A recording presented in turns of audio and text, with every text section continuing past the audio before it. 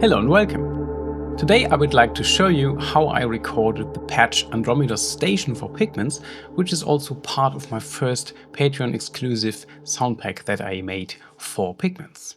Let's start with the fresh init patch by clicking on the 3 lines and then New Preset. The sound consists of 2 different layers, and the first layer is the basic pad without those sparkles, and I put them into Engine 2. So we mute Engine 1, and on Engine 2 we select the analog engine. And we also need the second oscillator with a square wave. And the square wave pulse width should be modulated with an LFO. So I'm picking LFO 1 here and assign it to the width.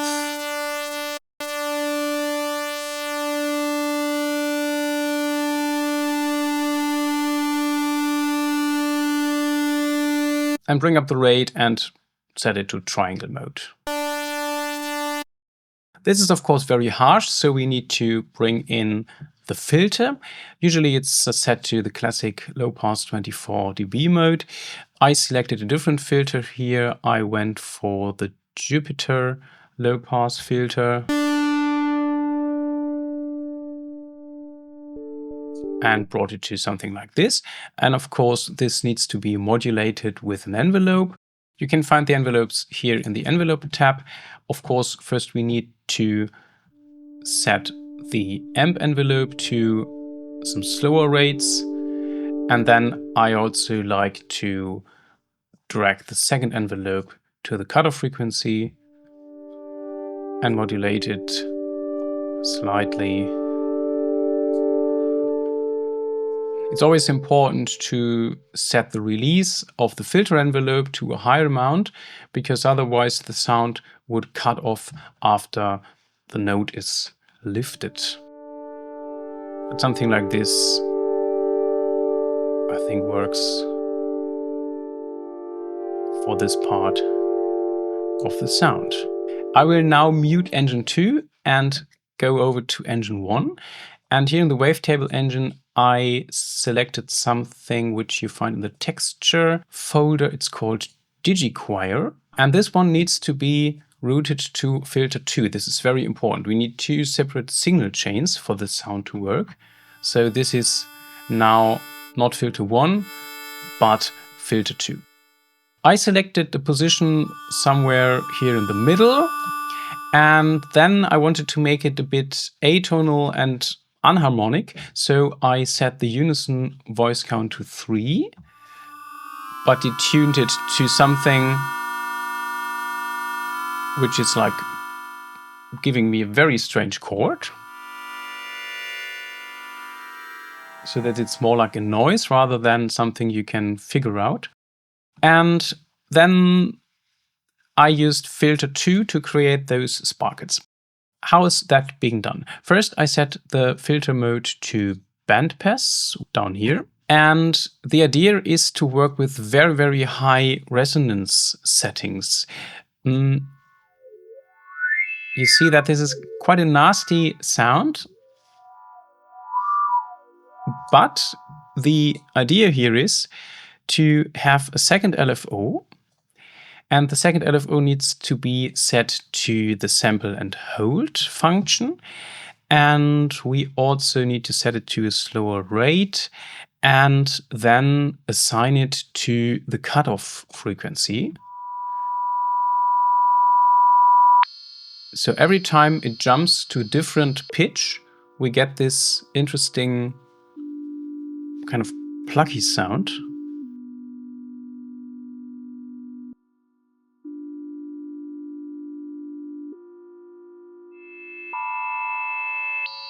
And when you play many notes at the same time, it gets a bit busier.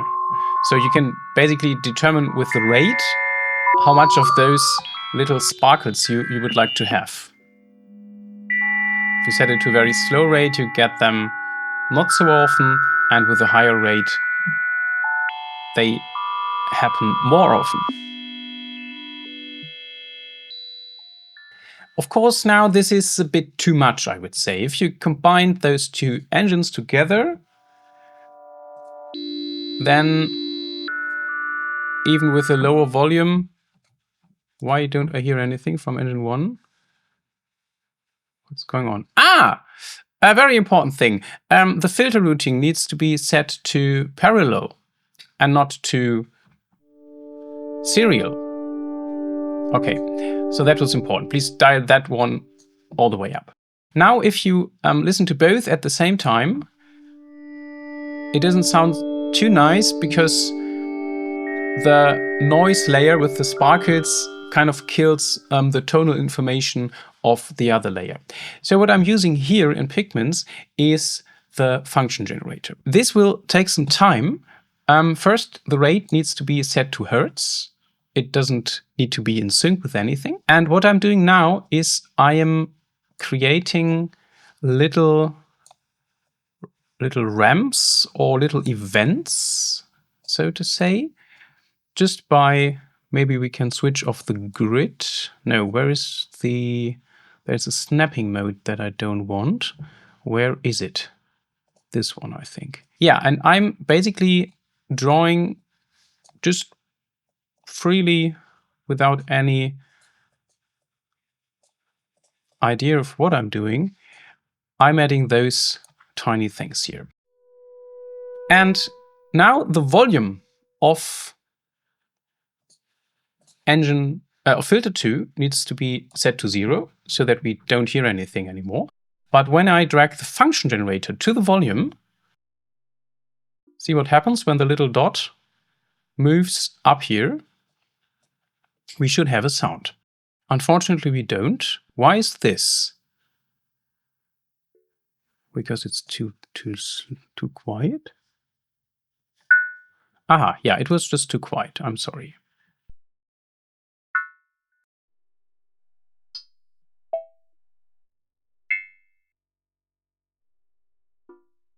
You get the idea of what's happening. Function 1 is adjusting the volume of those kind of sparkle sounds. Now I want this to be a bit more random, so I'm going to the Random tab, and the Random Generator 2 gives us a new value with every node that is triggered. So I'm going back to the Function 1 page, and I'm dragging this Random Generator to the speed. So now with every node, I have a different speed. You see this one is a bit faster. This is even faster. Then we have a very slow one. You need to follow this green dot to understand what I'm doing here. So with this little things going on here, we have kind of a random modulation of those sparkles going on. LFO2, which we already set to doing random stuff, can also modulate the panorama of those sparkles to make it more interesting.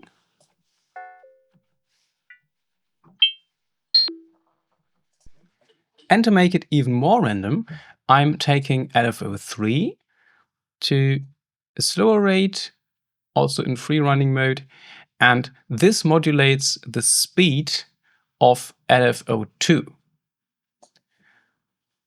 But not so much, just a little. So our random things, remember this thing changes the cutoff frequency of filter 2 and also the panorama of filter 2. We now have some modulation here of the speed as well. All of this doesn't sound too impressive right now, but of course we have our effect section in which we can add all the big space stuff to that patch. For the delay, I use a synced setting with a half note. We need quite a fair amount of feedback.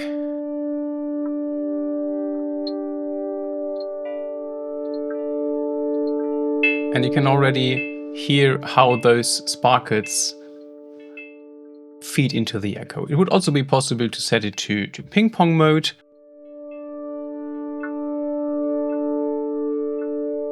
You can just use the settings that you like. Also, something I sometimes do is I slightly modulate the fine-tuning to create something that resembles a tape wobbling effect. Remember, we had those very slow LFO 3, and if you put this to the fine-tuning,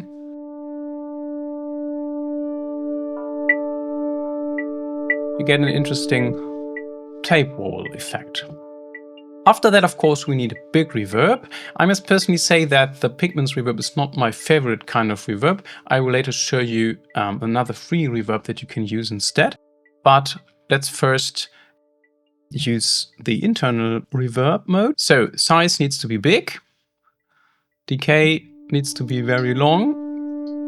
Not too much damping. And then we can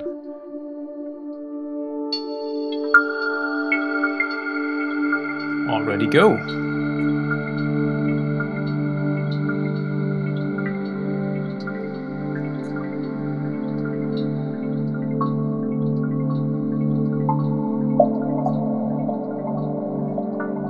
Let me show you an alternative for the internal reverb of Pigments. We turn off the reverb, and then I added a plugin called Valhalla Supermassive, which is a free plugin. And if you go for the presets and look for something that is in the reverbs enlarged folder called Sinus X1 and slowly dial it in, you get a fantastic and very lush and spacey kind of reverb that I really like. It still preserves the actual notes, so it's, I think, very good reverb for playing melodies and pads without destroying the signal completely.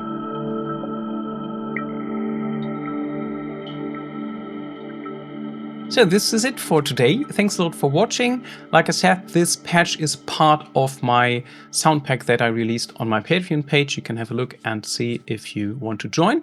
Thank you very much if you already did. And also maybe you would consider subscribing to this channel. I set the goal to reach 50,000 subscribers this year, so any help is appreciated here. Thanks a lot and see you next time.